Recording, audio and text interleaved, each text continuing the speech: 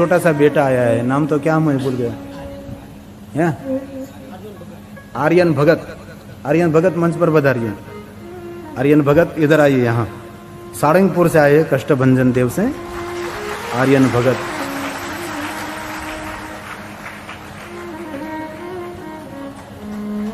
ये छोटा है लेकिन भगवान ने उसको बहुत सारी शक्ति दी है। मैंने तो सुना नहीं, पहली बार देखा और पहली बार मैंने नाम सुना, मुझे पता नहीं था, लेकिन बहुत सुंदर बात है। परमात्मा की बहुत सारी शक्ति धरती पर अवतरित होती हैं और बहुत कुछ हो सकता है। आइए बेटा आर्यन भट्ट, आर्यन भगत, शाबाश बेटा, इधर आ जा बेटा, इधर आ जा।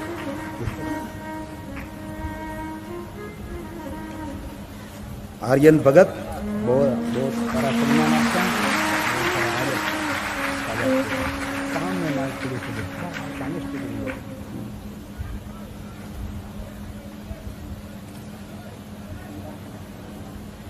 आराम से शांति से सुनो।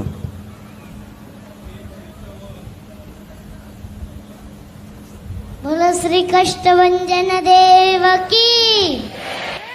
सर्वावतार धर्तारम मुक्ति मुक्ति प्रदायकम वंदे तुमत्र श्रेष्ठतम हरे कृष्ण मनोहर। बोलो श्री स्वामी नारायण भगवान की। बोलो नमः पार्वते पते हर हर महादेव। बोलो श्री कष्टभंजन देवनी। तो આજે હું તમને શિવ કથા કહીશ। તક્ષણનો યજ્ઞ એમ નામ ચાલુ હતો ને આ બાજુ તો ભગવાન શિવ સમાધિમાં બેઠા હતા। નારદજી આયા નારાયણ નારાયણ કરતા। ભગવાન શિવની સમાધિ ખુલી। નારદજી કે નમો નારાયણ પ્રભુ। શિવજી કે ક્યાંથી વધારો છો? જગતમાં કઈ નવું જૂનું? અરે જગતમાં નહીં, ઘરમાં। કોના? મારા ઘરમાં। તો કે આ તો કે સતી ગયા છે ને યજ્ઞમાં। તો કે આ એના બાપના જગનમાં સતી ગયા છે, પૂરો થાય એટલે પાછા આવશે, અહીંયા નહીં આવે। કેમ? પછી જે આખી કદાય કીધી તો તમારું ઉપમાન જોઈ ન શક્યા ને શકી ન શક્યા એટલે યજ્ઞની અંદર ભૂલી ગયા છે। આમ જા કીધું। ભગવાન શિવ ભડાક કરતા ઉભા થયા। ત્રીજું નેત્ર ખુલી ગયું, સીધું લાલ ચોળા આંખ્યો થઈ આગમાંથી અગ્નિ વરસવા લાગી। હિમાલયની ઉપર ભગવાન કૈલાસપતિ આમ ત્રિશુલ લઈને જોરદારથી કૂટાડી દીધું, પોતાની જટા ખોલી નાખી। સુખદેવજી મહારાજ કે છે હે રાજા શિવમ ધ્રુસતા ધ્રુસતા પોતાની જટાને આમ 3 વખત ફેરવી અને પથ્થરની ઉપર જા પછાડી। પછાડતાની સાથે એમાંથી વીરભદ્ર રામનો ભયંકર દૈત્ય થયો। ભગવાન કૈલાસપતિ કે વીરભદ્ર જા અકલ કરી 999 દરિયો વળી હાલવા મળી, સમુદ્ર હિલોડા કરવા મળ્યો। આકાશમાં જે દ્રવ હતા એ પોતપોતાની દિશાઓ ભૂલી ગયા। ત્રાહિમામ ત્રાહિમામ ત્રાહિમામ આખું બ્રહ્માંડ ભોકાડવા મળ્યું। અગ્નિની જ્વાલાઓ થવા મળી, ધરતી હલવા મળી। અને વીરભદ્ર જા પ્રગટ થયો, કાળો માસ જેવો, પહાડ જેવો, હાથમાં ત્રિશુલ, મુંડની માળા બે। વીરભદ્ર કીધું આદેશ આદેશ પ્રભુ આદેશ। બે વખતે શિવજી કીધું જાઓ વીરભદ્ર જાઓ, આ દુનિયાને શિવની શક્તિનો પરિચય કરાવો। તક્ષણે બધા માને છે કે મેં સહન કરી લીધું એટલે હું નિર્બલ છું। જે યજ્ઞની અંદર શિવની શક્તિ છુપાણા છે અને ત્યાંથી જાગૃત કરો, તક્ષણના યજ્ઞનો વિધ્વંસ કરી નાખો।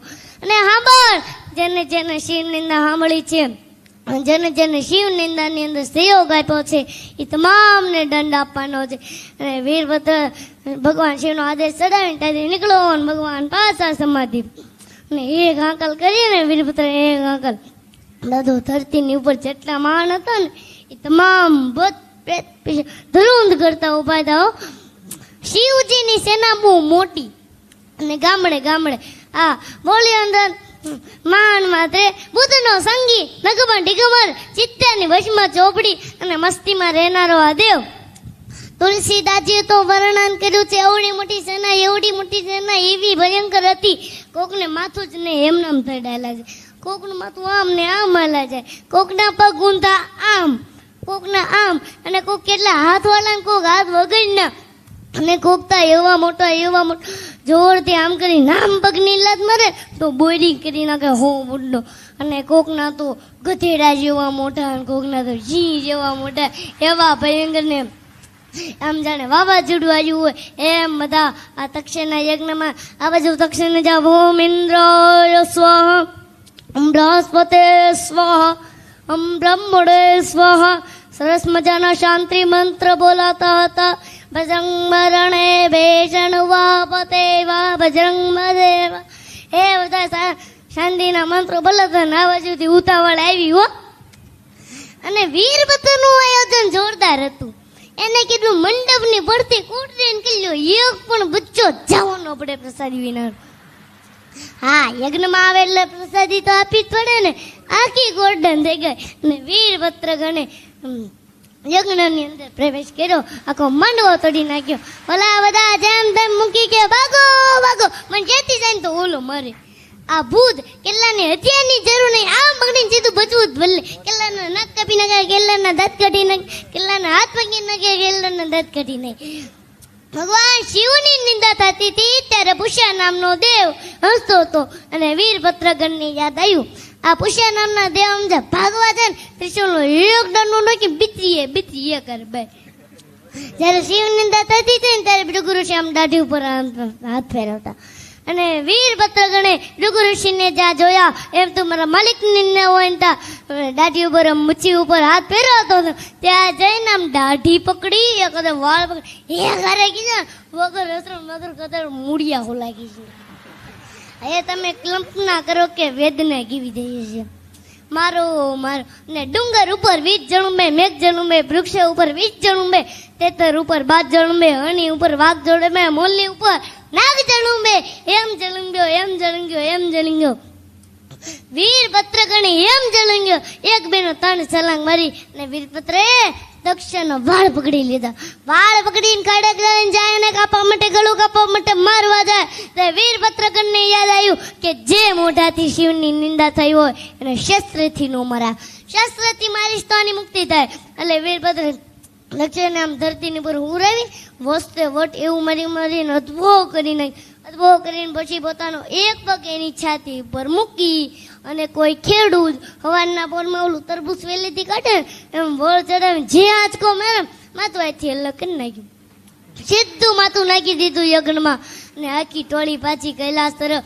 આ બાજુ કેટલા દેવતાઓ, કેટલા ઋષિઓ સીધા બ્રહ્મા પાસે ગયા. પૈમાં મરી ગયા, અમારી રક્ષા કરો.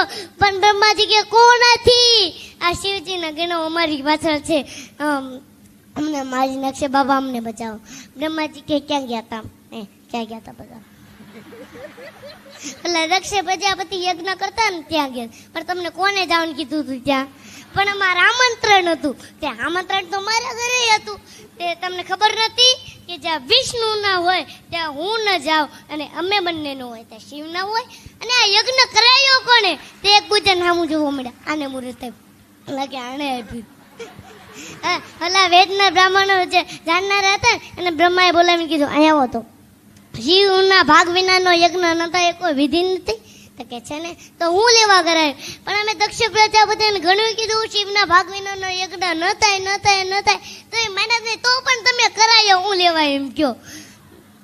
મોટા ઉપડે તમે ક્યાં હું લેવા ગયા? બ્રહ્માએ કીધું ઘઉંલો ખવાઈ ગયા હે એ ભોગવો હો. ના એમને માફ કરો, શિવજીની પાસે હાલો, અમે માફી માંગીએ. અને આખું ટોળું કૈલાસમાં આવ્યું.